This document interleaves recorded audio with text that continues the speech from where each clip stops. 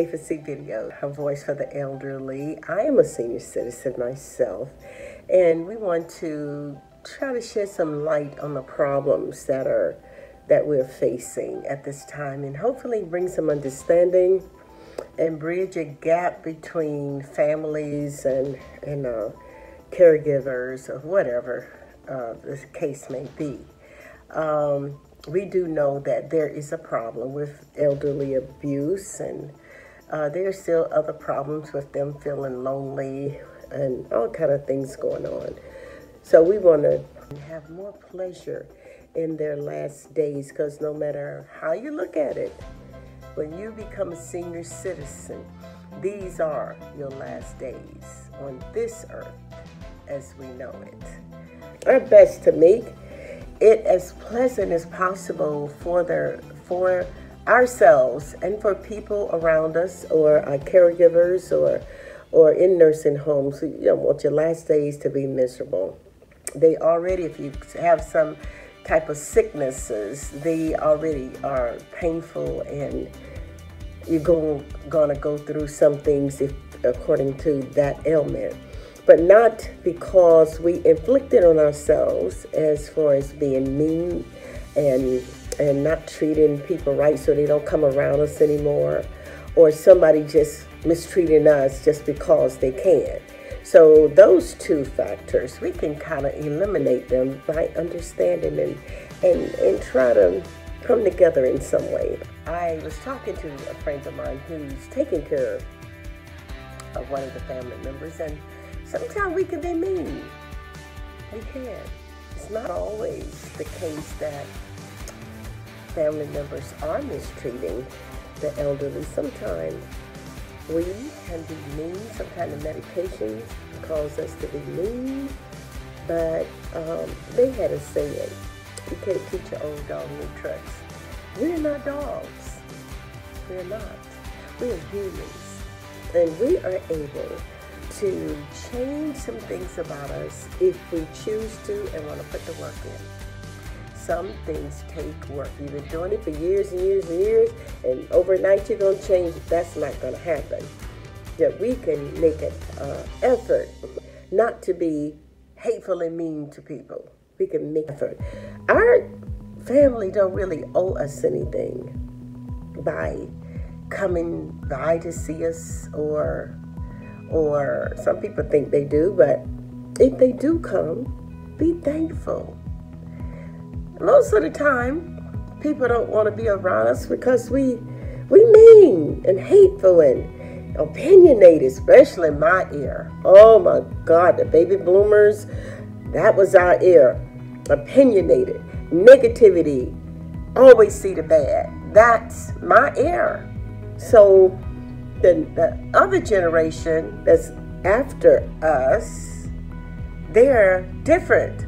So they're not going to be like us. And the generation after them, there's going to be a change. So, but there is a better way to handle any problem, anything. And I'm learning it.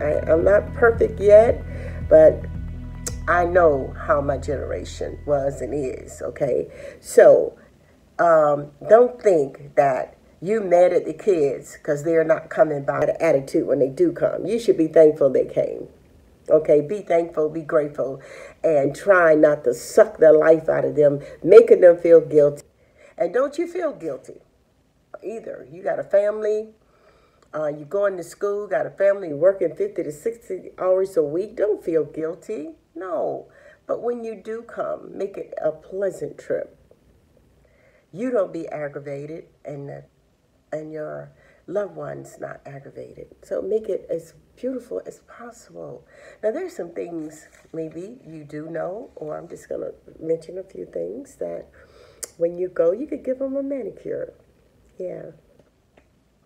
They have, for the analysis off the hands or extra skin, give them a little manicure, warm, sudsy water, and just rub their skin and their arm and lotion it afterward.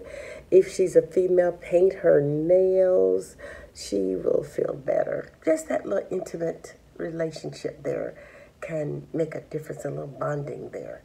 And for also, now don't get your gloves out. And be ready for Grandpa, okay? When he take those shoes off. Either it's going to be looking like he went down the dusty roads that the apostles went down. And looked like he actually kicked up every dust, all the dust in Israel. And they were on his feet, okay? And those toenails looked like his daddy was a bear. Because the toenails and, woo, they probably yellow. And, oh, Lord have mercy. He never had a manicure because he was in my area. Men did not get pedicures, okay, in my day. So it was a feminine thing. It was a ladies thing. So the new generation, they do because they know getting a pedicure has a lot of benefits. If you can convince Grandpa, take those shoes and socks off, don't act surprised. Because when you look down at his feet, I don't believe that these are feet. What kind of animal is he mutated with? That's what you're going to think, okay? But if you can get him to a pedicurist to come by and give him a pedicure, you would, and then when the massaging is going to help the circulation of the legs. And a pedicure has a lot of benefits, but he will love you for it. I'm telling you, if you're doing it yourself, there are products you can buy that actually takes the dead skin off. If they're diabetic, you don't want to leave any abrasions on their feet. That's the worst thing that you can do, okay? And then we have a thing called the back. Oh, they will love you for it. To wash their back off and then put some lotion on it. Give them a little massage because they're very seldom get that done unless they have a caregiver. They haven't reached that back forever. We have to get in the shower. But more or less, they have not really scratched it like they wanted to, or somebody to rub their back in a long time. That will help them so much.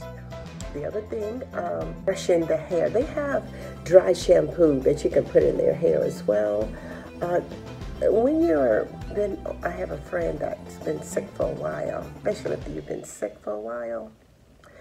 Your arms, you can't lift them up a long time, okay? So they would love it if you put that dry shampoo in and brush their hair, put a braid or just brush it. Oh, go get Grandpa a beard shave.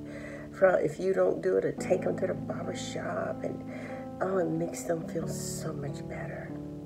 So you could do that for them. There's a few things. There's so many more, but oh shucks.